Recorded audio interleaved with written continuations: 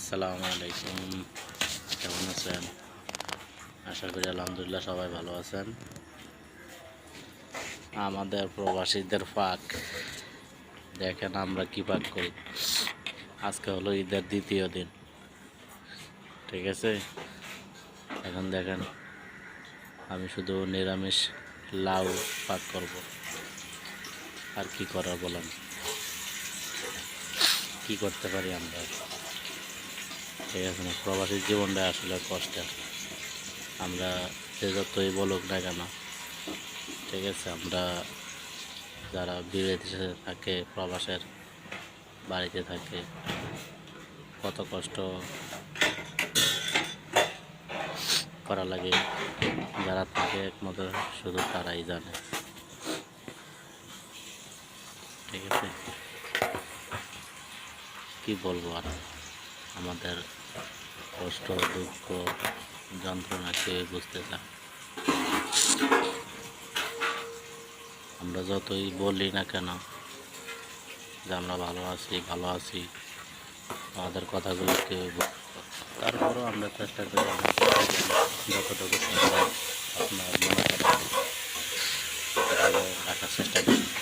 যতই কষ্ট থাকি না কেন আমাদের চেষ্টা করি ফ্যামিলিগুলোকে ভালো রাখার জন্য। যেমন আজকে ঈদের দ্বিতীয় দিন, কিন্তু দেখেন আমি পাঁচটা ফিরছি লাউ, অথচ এই আজ আমি দেখে থাকতাম তাদেরকে আর আমার এগুলো পরবর্তী হয়তো কমসে কম হয়তো অন্য কিছু অথবা অন্য যে কোনো একটা কিছু কাজ আছে। কিন্তু বিদেশের বাড়ি এখানে যতই কিছু করি না কেন কোনো কিছুই ভালো লাগে না। তাই আমরা যতটুকু চেষ্টা করি প্রবাসীরা, ঠিক আছে, একটু নিজে কষ্ট থাকার পরও নিজের ফ্যামিলিকে একটু ভালো রাখার চেষ্টা করি। আর কী করবো বলেন, এটাই তো আমাদের জীবন। আরও কত কিছু আছে বিদেশের জীবনে। আমরা বিদেশ আসার পরে থেকে নিয়ে একবারে ক্যান্সেল হয়ে যাওয়ার আগ পর্যন্ত কত কিছু দেখা লাগে, কত কিছু করা লাগে। যারা থাকে কিন্তু তারাই বুঝবে। তাহলে দেখেন ঈদের দিন সবাই হাসি খুশি থাকার কথা। আমি আমার যারা বাঙালি আছে, পাকিস্তানি আছে, ইন্ডিয়ানে আছে, তাদের কথাই বলি। আমরা এখানে সেখানে অনেক লোকই থাকি, তবে আমাদের ক্যাম্পে শুধু আমরা এখানে 35 জন লোক আছি। 35 জন লোক থেকে 3-4 জন হবে যারা একটু হাসি, একটু ফ্যামিলি সন্তান অবিবাহিত, যাদের ফ্যামিলি আছে বাড়িতে টাকা দিতে হয়, ক্যান্টিন থাকে, দিদি আছে, বাচ্চা আছে, মা বা ভাই বোন আছে, স্বজন আছে, কথা বলবো তার না। ঈদের দিন সবাই খুঁজে থাকবে, হাসি খুশি থাকবে, এটাই তো একটা নর্মালি একটা ব্যাপার। কিন্তু আমাদের প্রবাসীদের আসলে জিনিসটা কেন যেন হয়ে ওঠে, বলে না।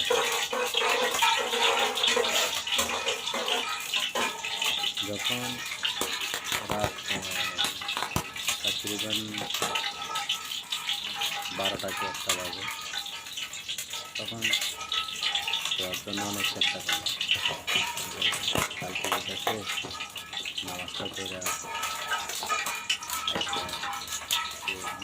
করে বাড়িতে কথাবার্তা বলবো সবার সাথে, এটাই একটা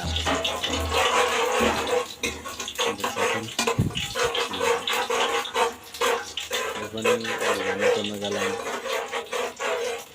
শোনা টেনশনে, কারে কী দিলাম না দিলাম, এই একটা টেনশন, কী বলে না বলে এটা হলো আরেকটা টেনশন।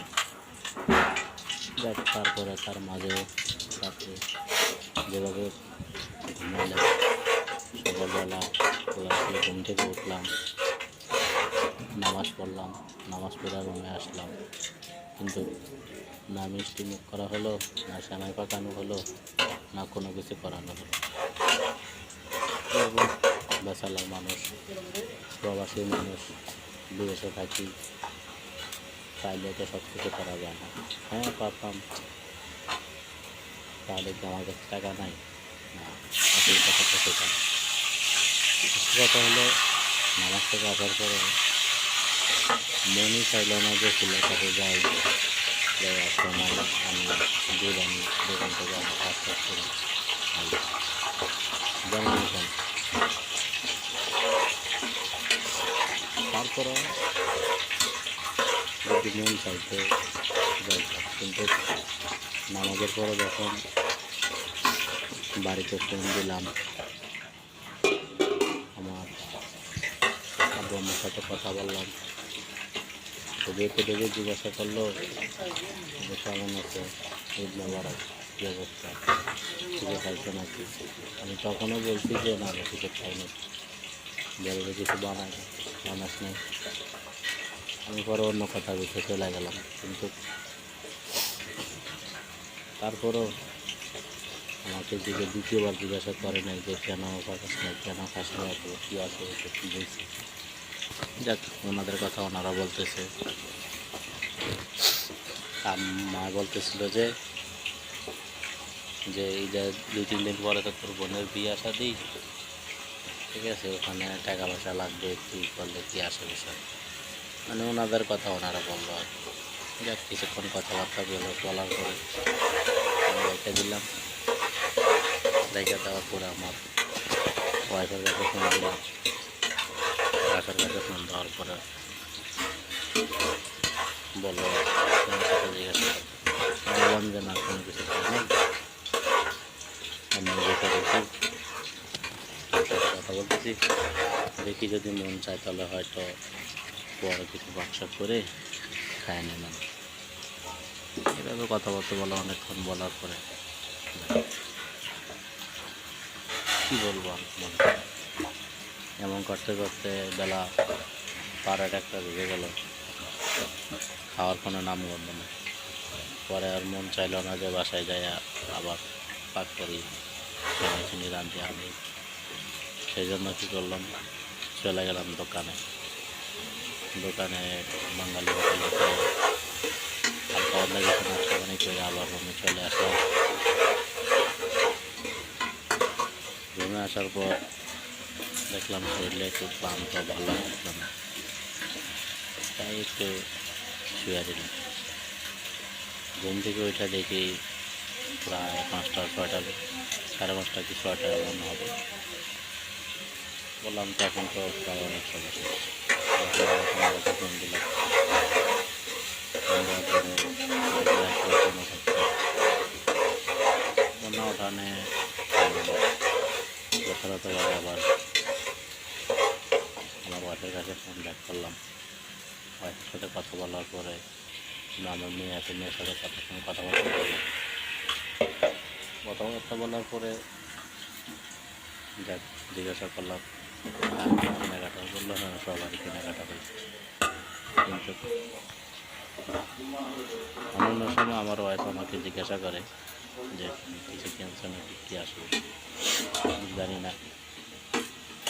গতকালকে আমার স্ত্রীও আমাকে জিজ্ঞাসা করে নাই যে তুমি কিছু কিনছো নাকি, অথবা কী আসে বেশি ঈদে কী কিনবা, কী আসবে, কোনো কিছু না।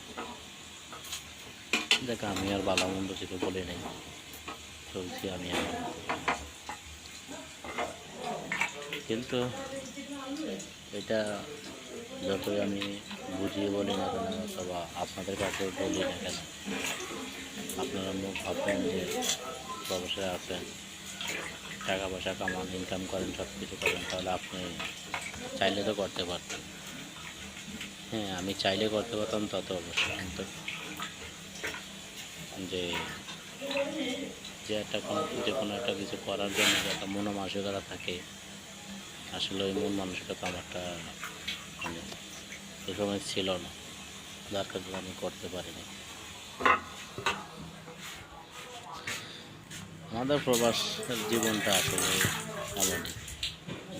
ঈদ আসুক, কোনো অনুষ্ঠান হোক, কোনো কিছু হোক,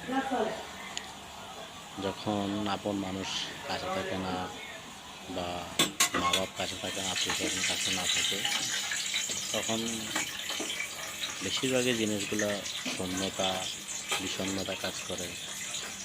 আপনি যত দামি খাবার খান না কেন, যত দামি খাবার ব্যাগ, যত দামি জিনিসই আপনি ব্যবহার করেন না কেন, তত কিন্তু আপনার কোথাও না কোথাও একটা ঘাটতি আছে।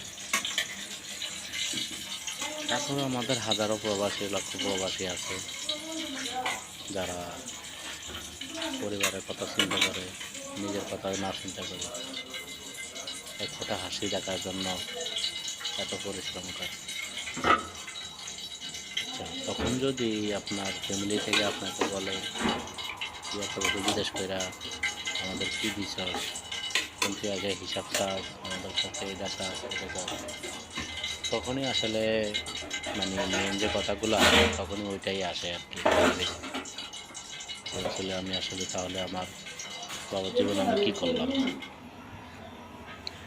এত কষ্ট করে এত কিছু করলাম, কাদেরকে দিলাম, কাদের জন্য এত কিছু করলাম, কেন করলাম, কেন ওই জিনিসগুলো আমি করলাম, এগুলো আপনি কাউকে বোঝাতে পারবেন না। যাই হোক, আমি আর কি বলবো, আমার কাকু প্রায় শেষ হয়ে আসতেছে। আপনার কাছে অনেক ধন্যবাদ, আপনারা আমার কথা শুনছেন।